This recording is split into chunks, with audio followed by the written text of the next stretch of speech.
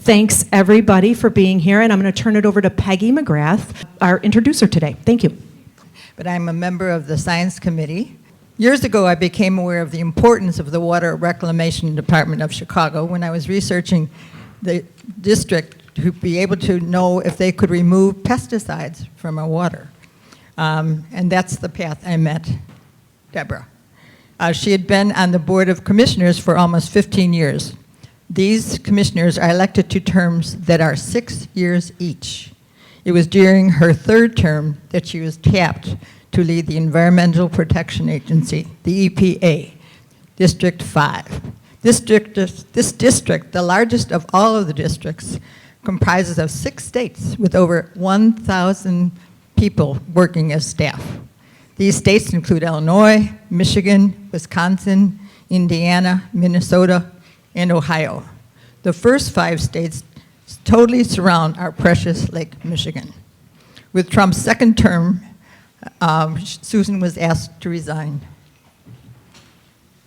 Debra has also served on the board of the Great Lakes Protection Fund, the LGBTQA Victory Institute, the founding editor of the Wilderness Magazine, and other numerous leadership roles.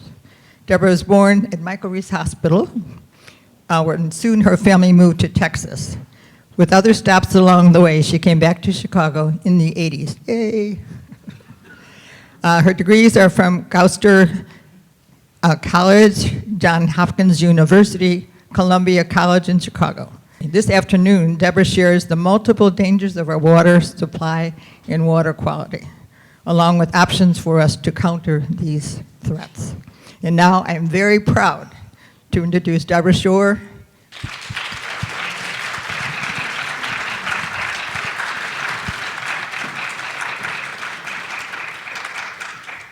Good afternoon, everyone. Wonderful. Thank you for coming. And thanks especially to Peggy McGrath and the rest of the program committee for inviting me to be here with you today. I'm going to roam around the landscape quite a bit, rather the way water does, dipping into the past and weaving through my time at the old sanitary district and the Environmental Protection Agency, and addressing some of the turbulence we're experiencing now and may in the future. But first, I stand before you as a water vessel, literally. My body is about 55% water by weight, and it requires more than 2 quarts a day. That's nearly 5 pounds to survive. I'll come back to that fact and what it means later in my remarks. But let's start with history. I address you today from the ancestral homelands of the Council of Three Fires, the Odawa, Ojibwe, and Potawatomi nations. These lands were also used for trade by other nations, including the Sauk, Meskwaki, Miami, Menominee, Ho-Chunk, and Kickapoo. These native peoples traveled to and through the Chicago region for centuries, settling near the sleepy Prairie River and giving their name for the plants that grew in profusion along the riverbanks, Chicago, the nodding wild onion, to the European settlement that followed them. It's no wonder that throughout history, people have congregated and settled along rivers. Rivers serve as vital routes for moving people and goods, as transportation corridors and water supply, but they also move. Waste dumped into rivers is washed downstream. Nature is resilient, processing and recycling waste in modest amounts.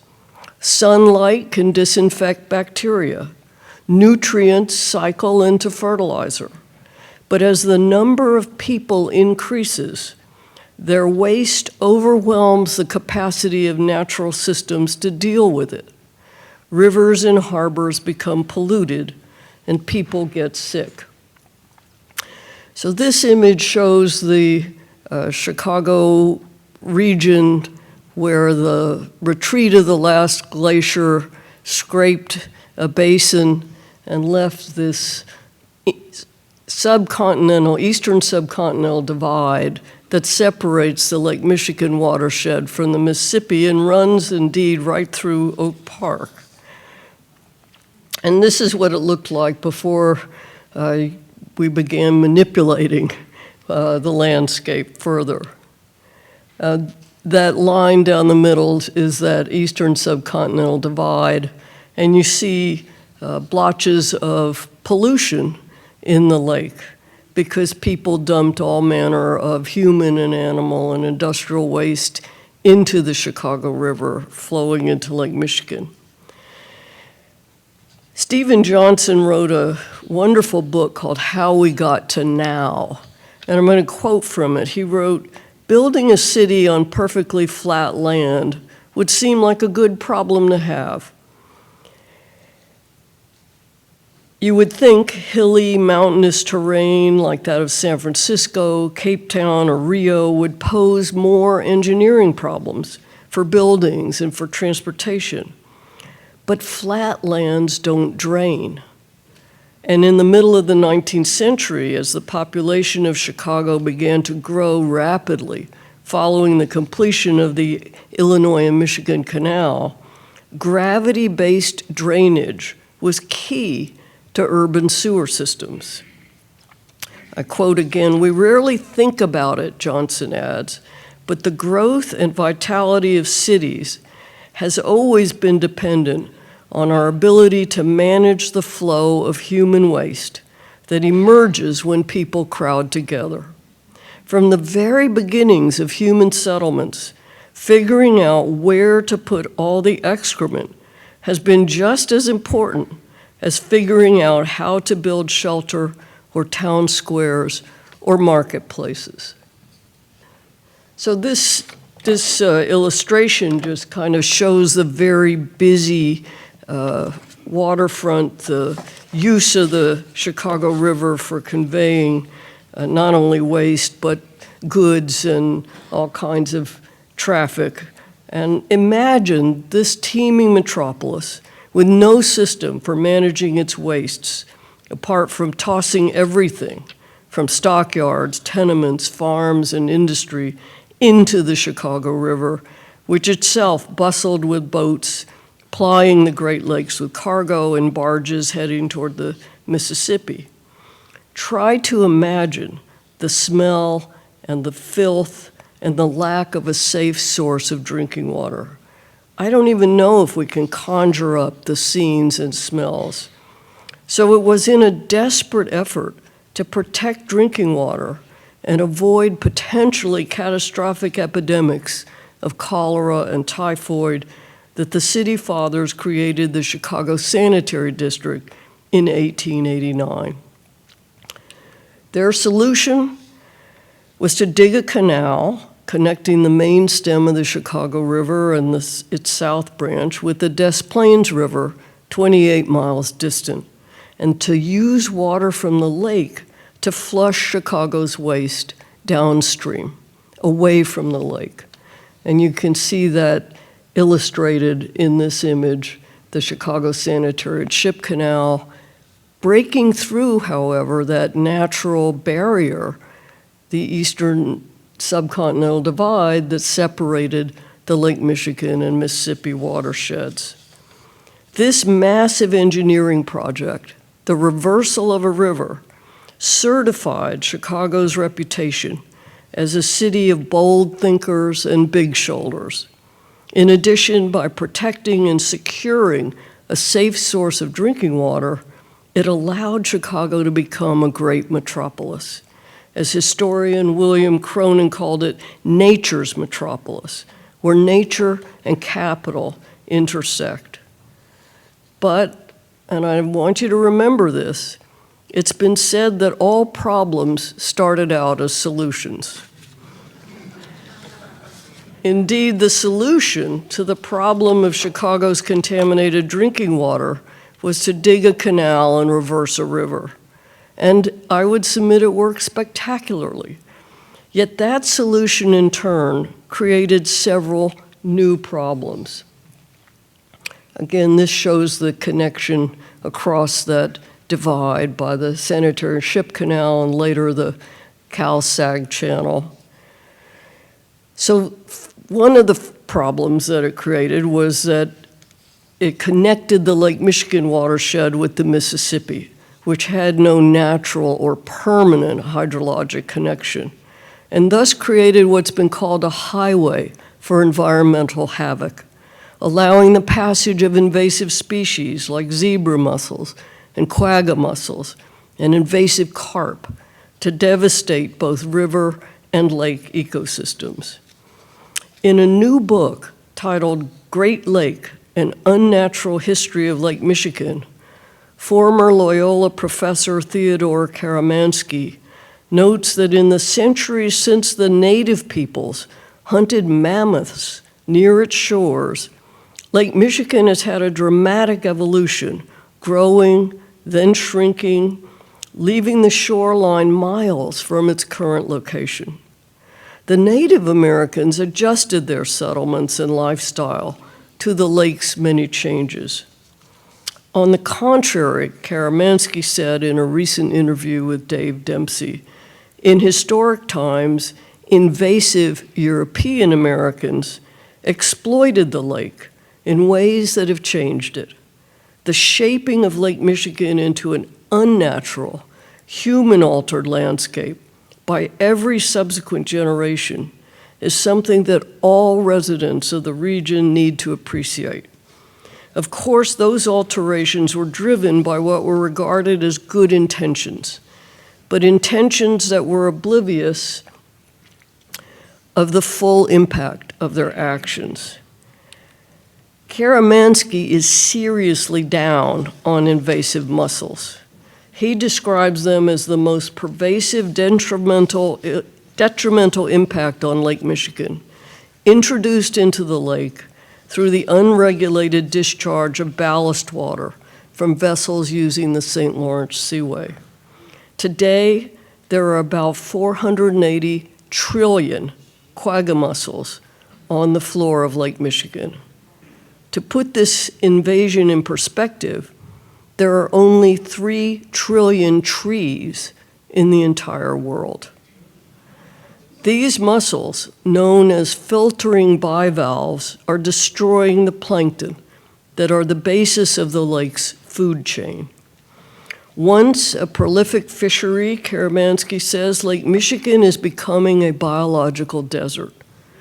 The pollution dumped by steel mills, the phosphorus-rich runoff from farmers' fields, the abuses of 19th century lumbermen, even Chicago's outrageous diversion of lake water, all pale in comparison to the impact of the zebra and quagga mussels.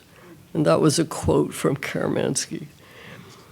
The reversal of the Chicago River also created what's called the Chicago diversion, because it allowed water to be pumped out of Lake Michigan and its watershed and not replenished after its use. Instead, wastewater and stormwater from a portion of the watershed are discharged downstream, ultimately flushing out into the Gulf of Mexico.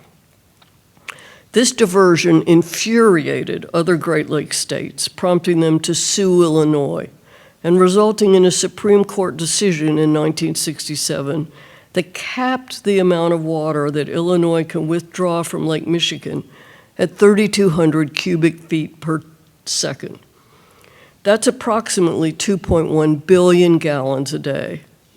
Fortunately, we are well able to live within that cap, and there's a tremendous amount we can do through conservation and reuse to continue to have ample water resources for the future, even with a growing population. Finally, the river's reversal cemented the role of the sanitary district as a separate government entity with its own taxing authority, board, and mission.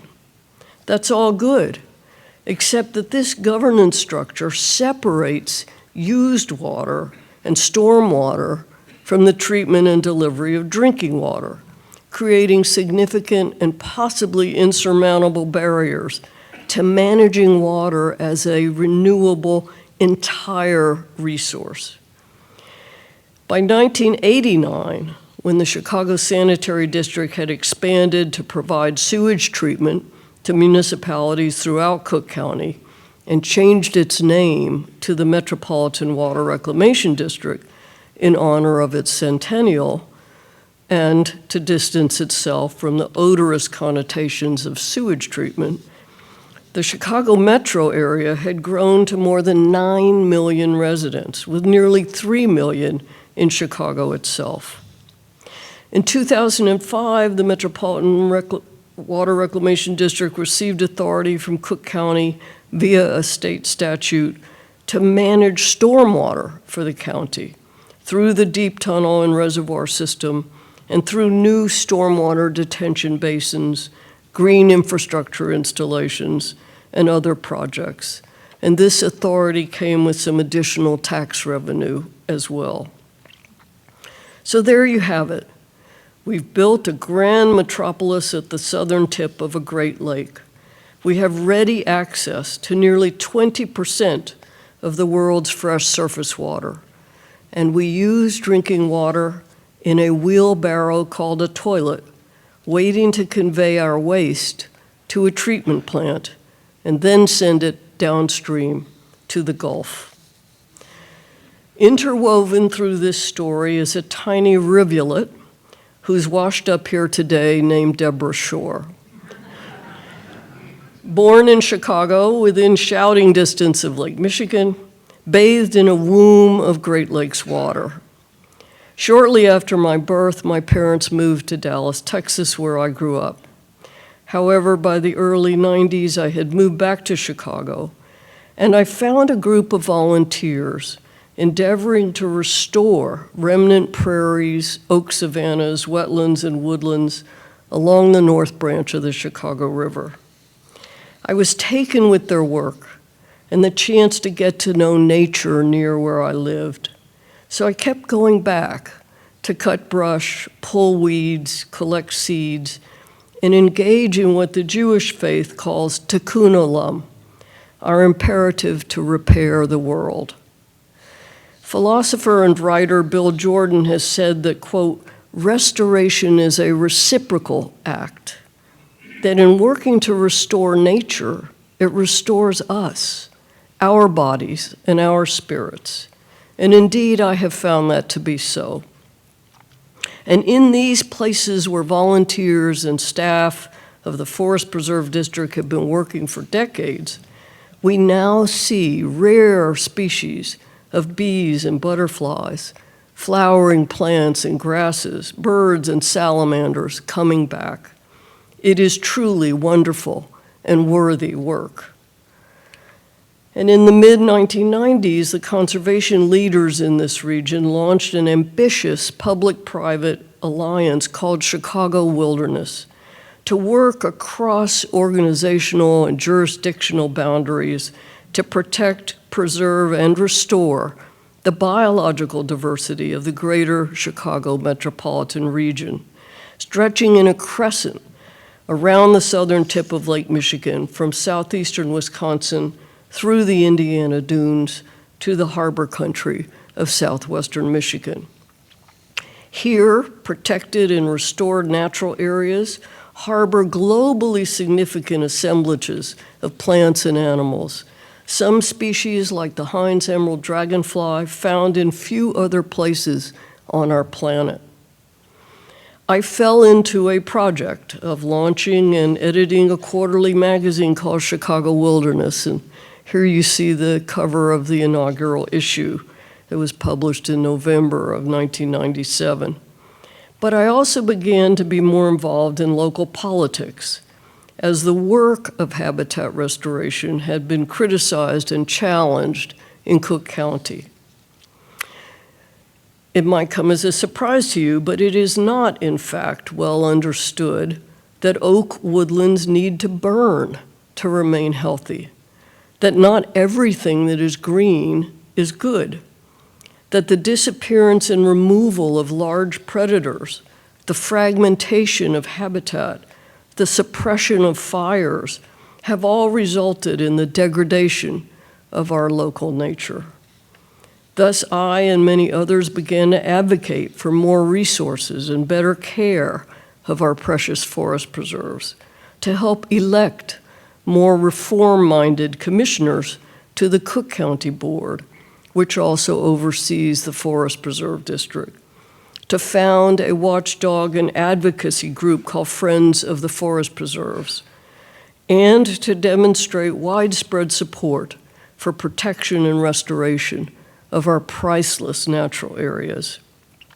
Then, in 2005, at the suggestion of two young men looking to place more progressive people in public office, I ran for a seat on the board of commissioners of the Metropolitan Water Reclamation District of Greater Chicago. This was the cover of the Chicago Reader that came out in October of 2005, and a young freelancer who was eager to get a cover story published named Chris Hayes was the author of this profile and story. And he's gone on to a significant career in television. So I ran for this role because I believe that water is going to be the issue in years to come. In many places it already is. And I somehow thought that as an avowed environmentalist, I had something to bring to the board. Still, I was the first person in 20 years to run with any kind of conservation credentials. And thanks to the support of many of you here in this room, thank you, and throughout Cook County, I won that election and joined the MWRD board as a commissioner in December of 2006. It was a propitious time. The agency had recently received authority to manage stormwater in Cook County. Detailed watershed plans were commissioned. New resources were available to assist communities dealing with persistent flooding. And climate change was delivering more intense, less predictable rainstorms that overwhelmed the capacity of local sewers to convey combined wastewater and stormwater to the tunnel and reservoir system. Stormwater was bringing the Water Reclamation District into people's homes and into their awareness in new and sometimes urgent ways. Over the next few years, the water level in Lake Michigan nearly reached its all-time low of 575 feet in 2013, and then swiftly rose 6 feet to skirt with its all-time high in 2021. Since then, the level has been dropping again, largely due to diminished ice cover in the winters and high temperatures in the summers, promoting more evaporation. In addition, Chicago has experienced several heavy and intense rainstorms in July 2010, April 2013, May 2020, July 2023, and August of 2025 that broke records and led to several federal disaster declarations. And what this graph shows is just the intensity of one storm, where you see the peak rainfall just in a very short period of time. And some of you may remember the ice bucket challenge that we saw several summers ago. Well, these storms are like that ice bucket, just dumped right over a small area, and the sewers just can't handle it. So we have a wet, soggy future ahead of us.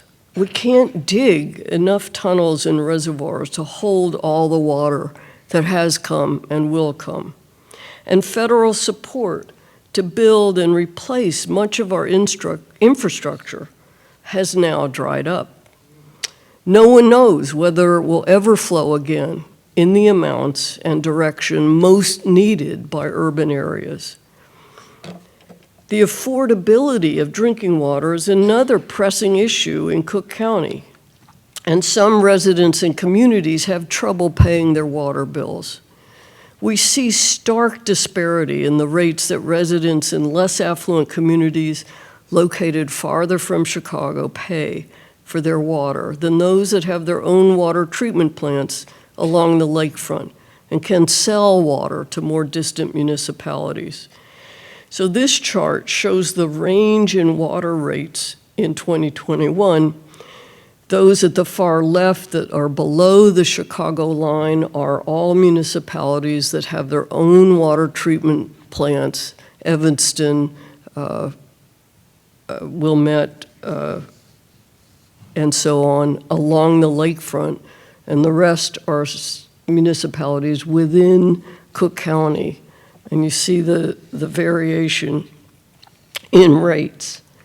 And this is another chart that kind of shows that those, Glencoe also has its own water treatment plant. Steger is reliant on groundwater, but Robbins, a very poor and small municipality, is paying a great deal for its water, and then, I'll talk in a minute, losing a lot of water. Some communities have relied on revenue from selling water to residents to pay for basic services, such as fire protection and police, rather than devoting those revenues to maintenance of the water and sewer systems. And some communities have higher rates because each village along the path of drinking water adds charges of its own, presumably to pay for the upkeep of its own pipes. What we know is that older pipes leak water.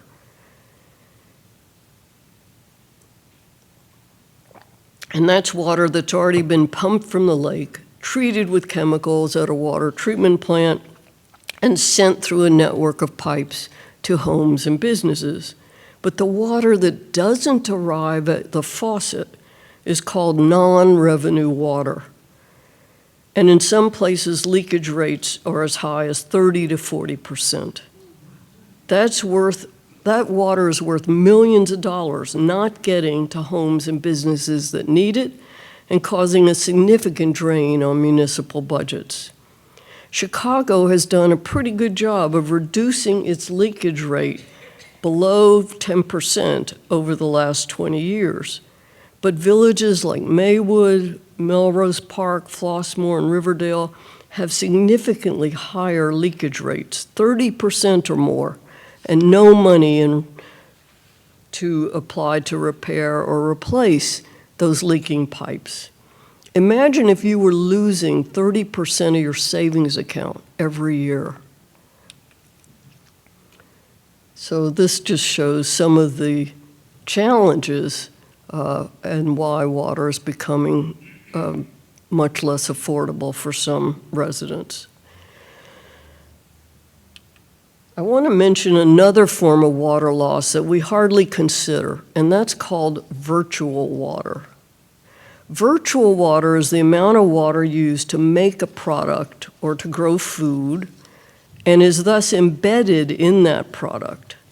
It's especially important when the product or food is shipped from a water-scarce area to a water-rich one.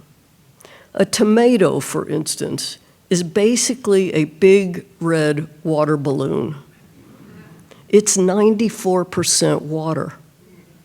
Yet when tomatoes are grown in the water-scarce Central Valley of California and shipped to water-rich Chicago, that's literally moving water from scarcity to abundance. This chart shows how much water is used to make a t-shirt. 700 gallons for cotton and production, or a slice of margarita pizza. 330 gallons for cheese, wheat, tomatoes, basil, etc. And I have this chart in a two-sided handout. There's a QR code that's on the table in the back that you can capture with your phone and download, a nifty thing to print out and talk with your families about over the holidays, because people are amazed to know that it takes 18 gallons of water for an apple. Okay? It's fun. But also think about it. And also think about this concept of virtual water in our contemporary issue of artificial intelligence. In the United States, an average person has 7 social media accounts and spends more than 2 hours a day using social media. The OpenAI data center in North Lake, Illinois, used a tablespoon of water to complete each ChatGPT version 3.0 search. The data center in Phoenix would have used 2 tablespoons to complete the same search. That water is now vapor from cooling the servers or discharge through wastewater systems. And now we've arrived at the turbulent future of my title. I want to tell you about a research organization called the First Street Foundation, which has devoted its work to the risks posed by climate change, namely flooding, wildfires, heat, and hurricanes. I used to think of flooding as rivers and streams overflowing their banks or storms causing coastal inundation. Those, of course, still occur, with ever more frequency and severity, it seems. Yet First Street and insurance companies are increasingly focusing on what they call pluvial flooding, which can occur far from any body of water and is due to intense rainstorms that overwhelm the capacity of aging or inadequate infrastructure to convey that water to receiving reservoirs, tunnels, or streams. These are the floods that cause basement backups and impassable viaducts, leaving highways and neighborhoods underwater.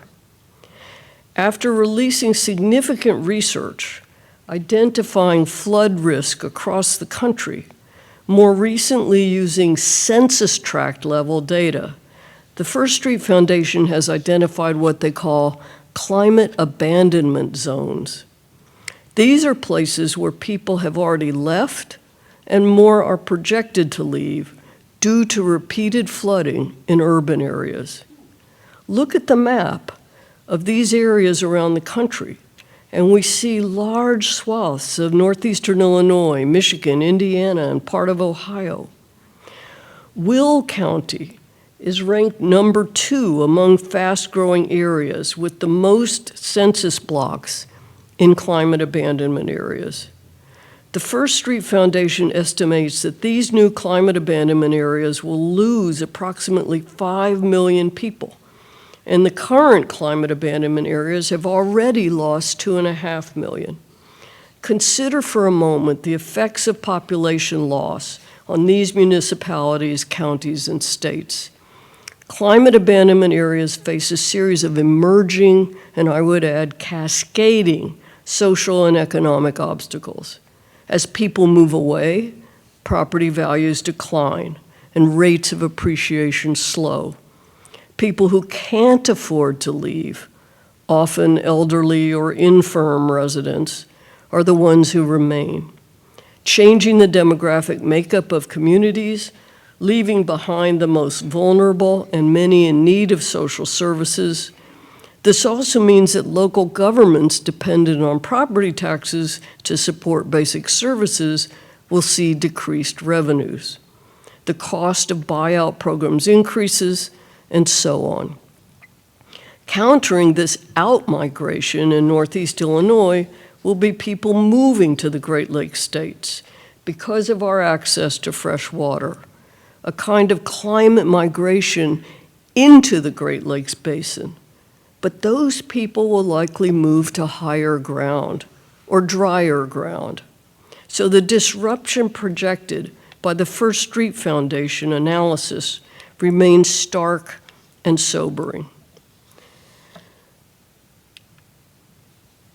And this just shows also where water stress is occurring, and consider that in the context of population growth and political representation.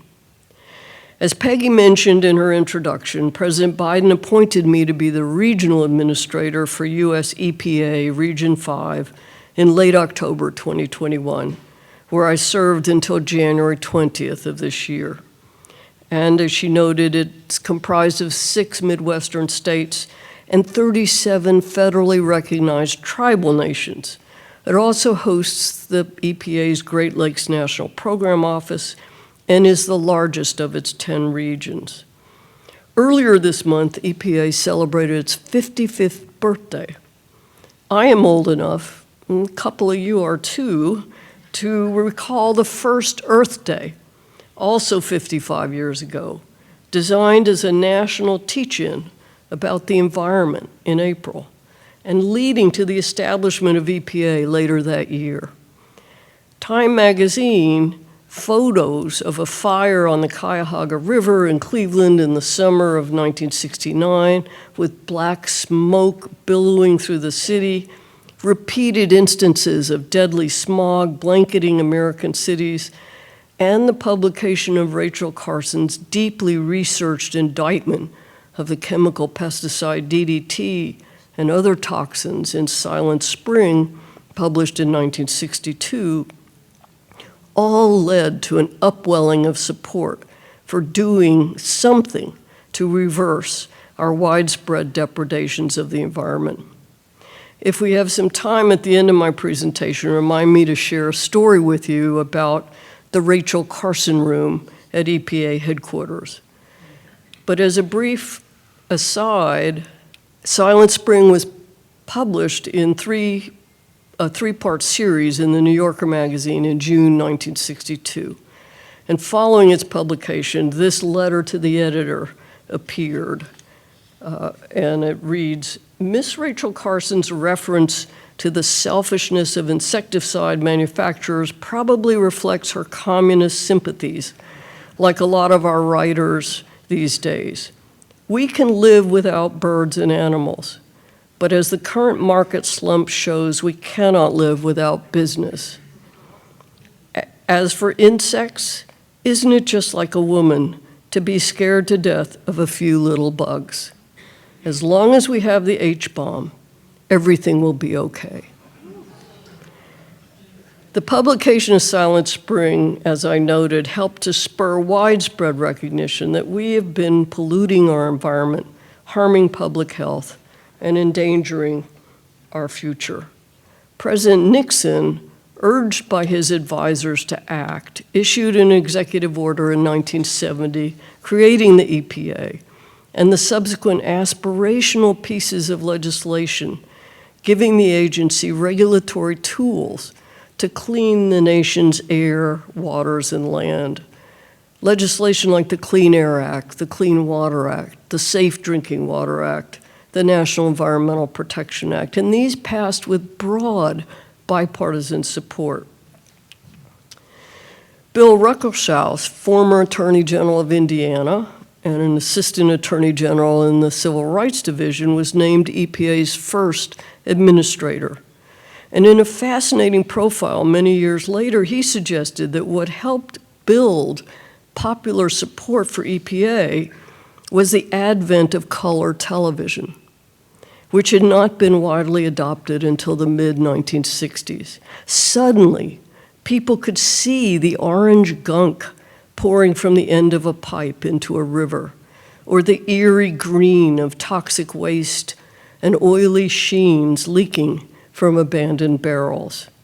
I've been told that there were signs posted on bridges over the Cuyahoga River instructing drivers to roll up their car windows because the air was not safe to breathe. Now, 55 years later, we have done such a remarkable job cleaning up contaminated air and water that fish have returned to the Cuyahoga River where once there were none. And the Chicago River, which for decades served as an open sewage pipe, in September was deemed safe enough for the first open water swim in 100 years, and participants raved about the water quality and their experience. Certainly, many places remain laden with toxic chemicals from prior industrial practices, and too many communities remain overburdened with the legacy of polluting industries. But we have made progress, and we know much more than we did before. Yet the challenges we face now are not visible to the naked eye, and they won't show up on color television. They're microplastics and per- and polyfluoroalkyl substances, generally referred to as PFAS, the suite of forever chemicals used in Teflon and Scotchgard, in dental floss and Gore-Tex, in firefighting foam, cosmetics, and fast food wrappers. These chemicals persist in the environment and accumulate in the fatty tissue of fish and other animals. They also cause cancer, and they are everywhere. Nearly every lake in Minnesota has shown some level of PFAS presence, though some are near non-detect. And nearly everyone in this country has some PFAS in her or his blood. In the last administration, the EPA had issued the first ever national drinking water limits for 6 types of PFAS in April 2024, requiring reporting from manufacturers and proposed hazardous substance designation under Superfund regulations. Now, however, the EPA has rescinded those regulations for 4 PFAS and extended compliance deadlines to 2031. In addition, the Trump administration has dismantled EPA's Office of Research and Development and has decimated the environmental enforcement arm at the Department of Justice. Governor Pritzker, I'm proud to say, was among 7 governors who recently sent a letter to the EPA calling for nationwide monitoring for microplastics in drinking water supplies. Microplastics come from the degradation of plastics in our environment, from food we eat and water we drink, shed from clothes we wear and products we use. We have a lot to learn about the cumulative effects of these on human health and our environment, but we pretty much know it can't be good. And by the way, bottled water is worse than public tap water because the plastic bottles add to the water's microplastic content. I want to turn now to lead pipes and the threat to drinking water from pipes that leach lead. Illinois is one of the top 3 states in the country with the most lead service lines. It was one of the last states to ban the use of lead pipes in 1986, and there are an estimated 400,000 lead service lines in Chicago alone, which has plans to replace them over the next 50 years. EPA provided a $300 million loan and grant in 2023, but the city has been somewhat slow in drawing down those funds. They still have $90 million they haven't even used. And this shows Ohio is also in the top 3 states with lead service lines. Most municipal systems add a chemical called orthophosphate to treat drinking water because it forms a protective barrier, that was the prior image, on lead pipes, and prevents the harmful lead from dissolving into drinking water. However, we know that when this protective barrier is disturbed by work done to replace broken water mains or even to replace lead pipes nearby, lead levels can rise. So the goal of replacing lead pipes is laudable and must be pursued. The Biden administration allocated more than $5 billion for lead service line replacement, and many cities have embarked on aggressive programs to get work done. When I served as regional administrator, I attended local events in Toledo and Cincinnati, in Hazel Crest, Illinois, and Milwaukee, Wisconsin, in Saginaw and Ferndale, Michigan, and yes, in Benton Harbor and Flint. Replacing lead service lines is a direct injection into the local economy because the work is done by local contractors. The replacement pipes are made in America, and the benefits accrue to property owners and residents in each place. When I was sworn in as regional administrator in late October of 2021, the Biden administration had already begun focusing on communities that had been underserved and overburdened by pollution for far too long.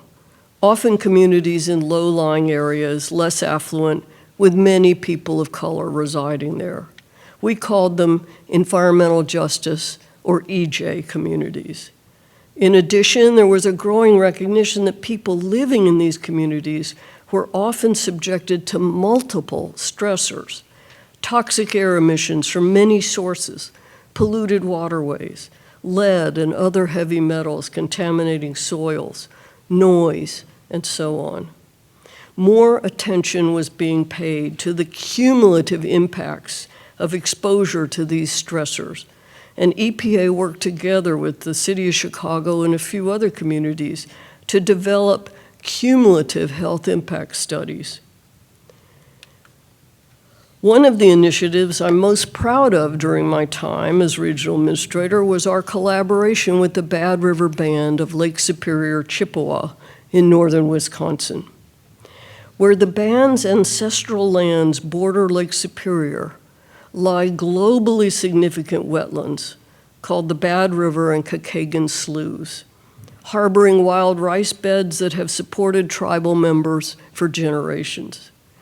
These wetlands have been designated Ramsar sites of international importance and are spiritually, ecologically, and economically vital to the tribe.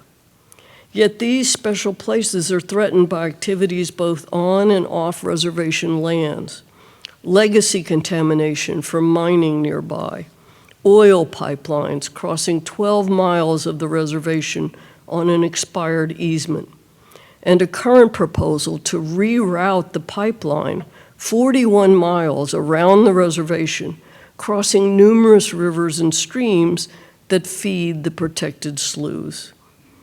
EPA and the tribe began a joint cumulative health and hydrologic impact analysis, looking at social measures of health, incorporating traditional ecological knowledge, and attempting to assess the groundwater and surface water effects of historic resource extraction. The pipeline reroute, and you can see it on this map, is currently under consideration by the Army Corps of Engineers. The expired easement is the subject of ongoing litigation in federal courts, and the cumulative impacts assessment work is still underway, as near I can tell. The work EPA has done and can do with tribes is among the most important in my view, and I'm proud to have had a hand in a number of these projects.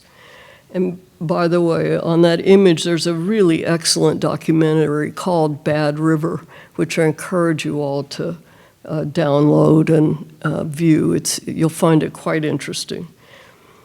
Finally, I want to return to my starting place.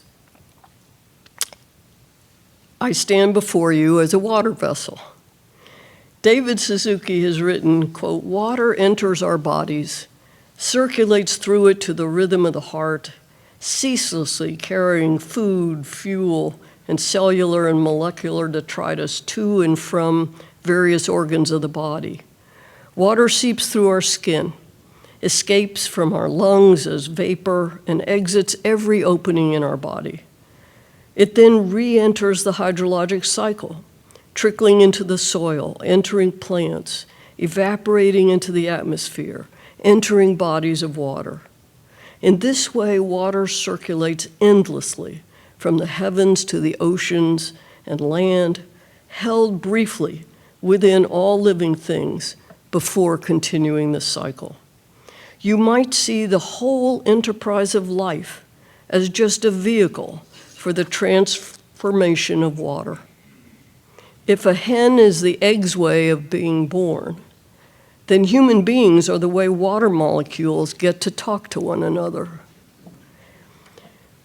Water is a renewable resource, endlessly cycling from sea to sky, through us and most other creatures. Yet it is also a finite resource.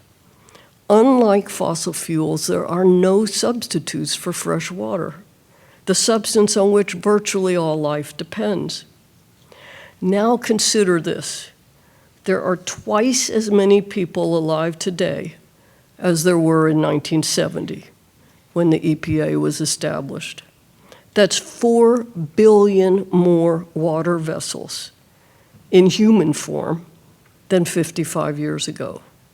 4 billion more bodies needing water for survival and retaining water for a time, making it unavailable for other uses and other people. How we manage our delicate and necessary relationship with water will determine our future, personally and literally. No doubt you'll want to know, what can I do? Well, the answer is a lot. First, conduct a water audit in your home and with yourself. How are you using water? How might you be able to use less? My best friend used to live in Santa Fe, New Mexico, where water is more costly and more scarce. And she kept a simple bucket in her shower. And every morning, while she waited for the water to warm up, she captured that water in her bucket. It's perfectly good drinking water running down the drain. You can use that water to flush the toilet, to wash your car, for plants or pets. It will save you only pennies, but it's a good habit to have. Consider ripping up part of your lawn, or all of it, and replacing it with native plants, which are adapted to our natural rainfall regime, and which provide habitat for birds and pollinators, which have deep root systems that capture carbon as well as water. This image shows that the American lawn is the most irrigated crop in America. And what does it produce? You can install appliances that conserve water, low-flow toilets and shower heads, dishwashers and washing machines, and only run them when they're full. You can advocate for policies that promote reuse of treated water and building codes that require appliances that conserve water. Illinois currently has some barriers to reuse of water that deter innovation and investment. And finally, vote smart. Read up on candidates for public office and ask them questions at public meetings. We are so profoundly fortunate to live near and have access to ample fresh water in the Great Lakes. It's incumbent on us to demonstrate our love for the lakes through caring stewardship and conservation. The eyes of the nation and of the world are on us. Thank you. God bless you, and may you all have a happy, healthy holiday season and new year.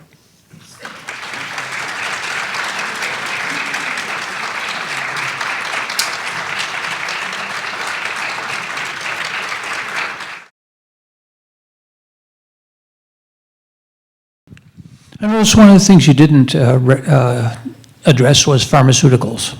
And I understand pharmaceuticals are going to be a future problem and are a present problem in certain areas.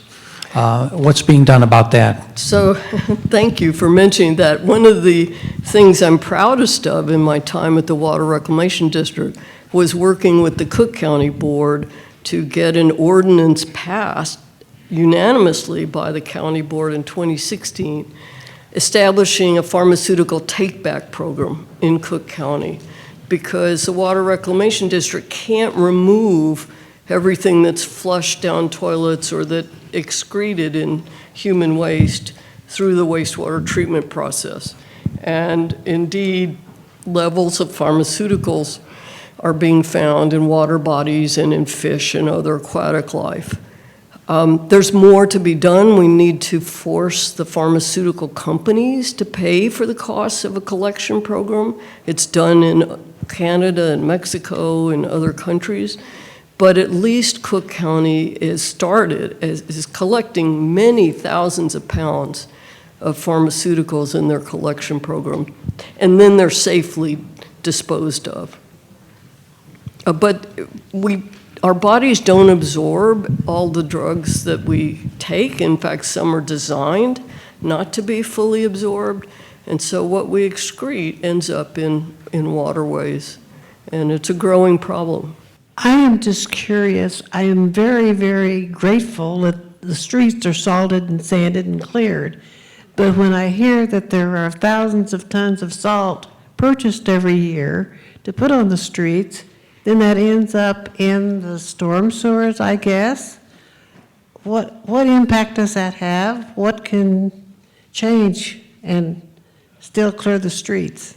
Well, salt is bad not only for infrastructure, it causes bridges and others, roads to erode, and ultimately, you see rusty viaducts and bridges, but the chloride levels in our rivers and streams are also harmful to fish and aquatic life and really degrade the ecology. There was a time before salt when sand was applied onto roads. In some places that's used. There are a few other products, a beet juice product that's less harmful. And the biggest part of the problem is the deposition of far more salt than may be needed just because of the workers running the trucks and their work schedules and things like that. I think that's something that can be addressed at the municipal level with each public works department and each city council to advocate for other products or different practices. Yeah, I just wanted to give a little shout out to an organization that I'm familiar with called Urban Rivers, which is maybe the EPA has worked with it to any degree, I'm not sure, but it's a Chicago-sponsored effort by a company called Urban Rivers. It's a 301c3 that has been given a couple contracts to not clean up the river that the EPA and the deep tunnel have affected to have fish life in it, but they're actually an urban landscaping company that works with grants from the city and from various corporations that are in the city, and it's funded by them.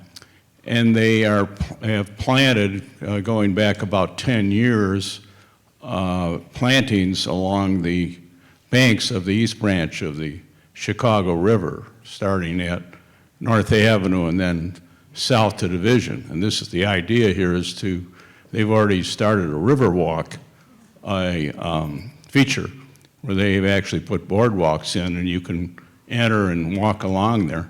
And it will be the area that my business happens to be located on one of the shores. It's going to bring economic development to that area because it becomes more of an area where people can spend leisure time kayaking, fishing, and things of this nature. So they also have restored Bubbly Creek, which is used to be the dumping grounds for the stockyards and used to catch on fire like the Cuyahoga River a few times.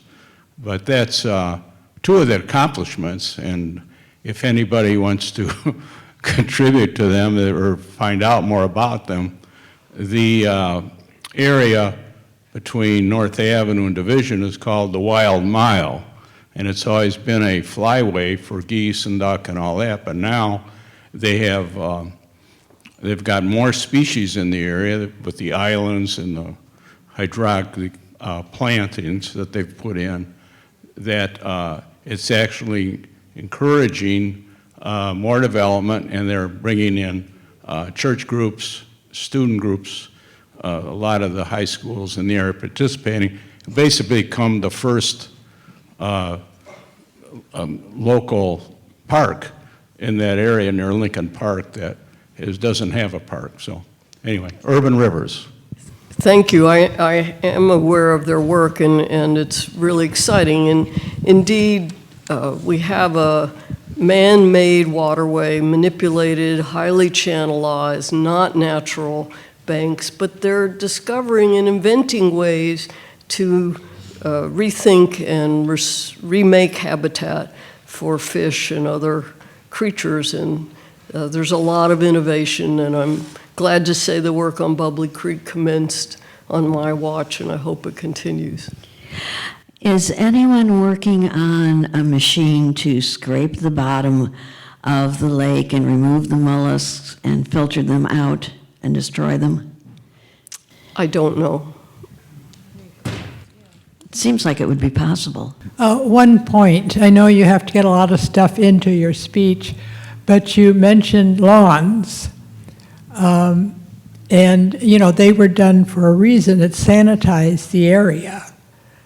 And I agree, and well, most people are figuring out that there should be other ways, but you have to realize that that does sanitize an area to have a well-cut lawn rather than certain plants that could bring in disease things. So if you could work that in a little more friendly to the lawns, but they have to be replaced and positioned for different environments.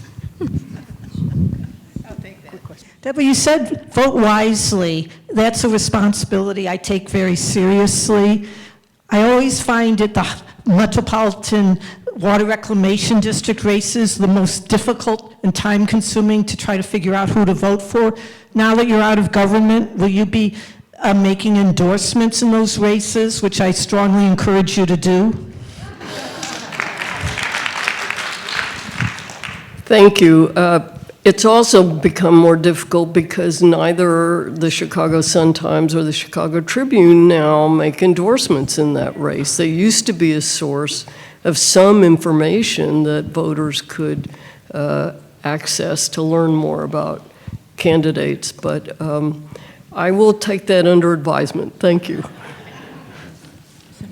I was wondering if you could possibly address the AI data centers and its effect on the Great Lakes. So the questions about data centers, which are certainly a hot topic. My spouse and I have a home in Northwest Indiana, just east of Michigan City, and there's a data center that's being constructed just about a mile from there. A lot depends on the location and on the design of each data center. The one that's being put in near us is going to use Michigan City water, which is Lake Michigan water, but they are recycling it internally in their design for cooling the data center. So it's not going to be a high daily consumption of water that then is discharged with contaminants or in a higher temperature. So there's some data centers that are air-cooled, some are water-cooled but reuse the water, and others just use a tremendous amount of water. So that's, the design is going to be key, and the others, the energy source. They use a lot of energy, and water is also used in generating electricity or natural gas, and you need to pay attention to that. Again, in the Michigan City installation, the electricity provider, NIPSCO, has pledged that they have enough capacity and that it won't raise rates for residents. But in many other places, that's a big issue. So they're not necessarily a bad thing along Lake Michigan or the other Great Lakes, but we need to be very careful to study what kind of design and what their plans are for their water. They can reuse treated water and build a mini treatment plant to reuse that and recirculate the water on site. And we can also co-locate data centers near wastewater treatment plants, so that they're not relying on drinking water, but on treated used water for their own purposes. And any comment on the proposed Enbridge pipeline under the Straits of Mackinac? In my opinion, it's a bad idea. Studies have shown that the oil that's being conveyed from the Alberta tar sands to the refinery in Sarnia, Ontario, can be conveyed through other existing pipeline systems. It just means that Enbridge wouldn't make as much money. At this time of the year, many people leave their water taps running to prevent pipes from freezing. Is there any campaign or initiative to address the waterways caused by this practice? I'm not aware of a campaign, but that doesn't mean there aren't some. I mostly lived and worked on the wastewater side, not the drinking water side, but there may be other ways to make sure your pipes don't freeze than running water through them. Well, thank you very much, Deborah, and thank everybody.